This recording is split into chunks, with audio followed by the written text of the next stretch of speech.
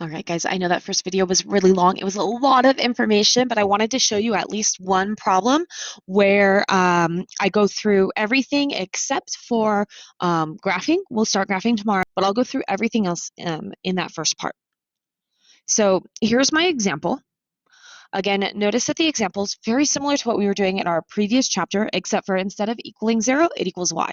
So y equals x squared plus 4x plus 3. Just like when we were doing our quadratic formula, it's very helpful to identify our a, b, and c in this problem. So a is 1, that's the number in front of the x squared. B is 4, and c is 3. Now that I've identified my a, b, and c, I can start answering some questions. So the first thing we learned about in our first video was using the letter a to tell which direction the parabola is going to open. In this problem, since a is positive, my parabola will be opening up. And whenever my parabola opens up, it has a minimum or a lowest point. Again, anything written in the red typing is answers to a question that I will ask you. So I will ask you the question, does it open up or down? I will ask you the question, does it have a min or a max? So you get points just for saying the word up and the word min. After you've determined which way the parabola is opening, next you're going to find the axis of symmetry. We had a formula for that. It was x equals negative b over 2a. And I've identified my b as 4 and my a is 1.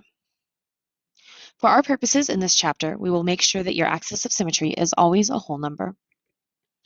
So negative 4 divided by 2 is negative 2. Notice that for my final answer, I still wrote x equals negative 2.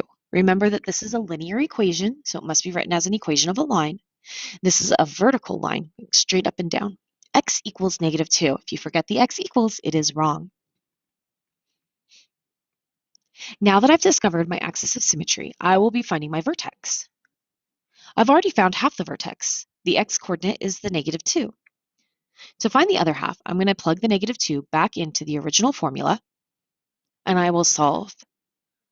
Please notice that my negative 2 is surrounded with parentheses, and specifically for the x squared, I have a negative 2 in parentheses, and the square is on the outside. We talked about this last chapter in our quadratic formula. It's important when you're squaring a negative number that you put the negative number in parentheses and you put the square on the outside when you're typing it into your calculator. That way it will give you the correct answer. Or, these numbers are not that big, so let's just do it in our head.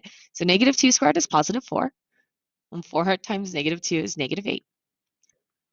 4 minus 8 is negative 4, and negative 4 plus 3 is negative 1. Now, this is for our vertex, and our vertex is a point. It's a dot on the graph. And so since it's a point, we have to write it as an ordered pair. The x number is from our axis of symmetry. It's that negative 2 that we plugged in. And then we just solved for our y number, which is the negative 1. So make sure that your vertex is always written as an ordered pair. In this example, it's negative 2, comma, negative 1. The last thing that we can find without graphing is our y-intercept. So our y-intercept is always just the number c from the equation, and I've already identified my number c is 3. Don't forget your y-intercept is also a point on the graph, so you have to write it as an ordered pair. My y-intercept for this problem is 0, 3.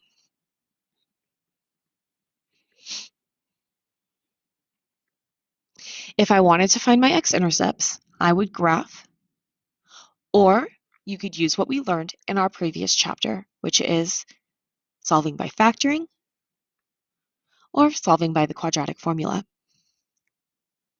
In this problem, I can easily solve by factoring as it is factorable. And so I've discovered that this parabola has 2 x-intercepts. Just like with a y-intercept, we have to write these as ordered pairs. So you're going to write 2 separate ordered pairs, one for the negative 3 and one for the negative 1. Do not write them as the same ordered pair, negative 3 comma negative 1. That's not an x-intercept. That won't be crossing the x-axis. So remember, these are both the letter x. It's not one of them is an x and the other one's a y. Your y-coordinate should be 0. This concludes today's second video.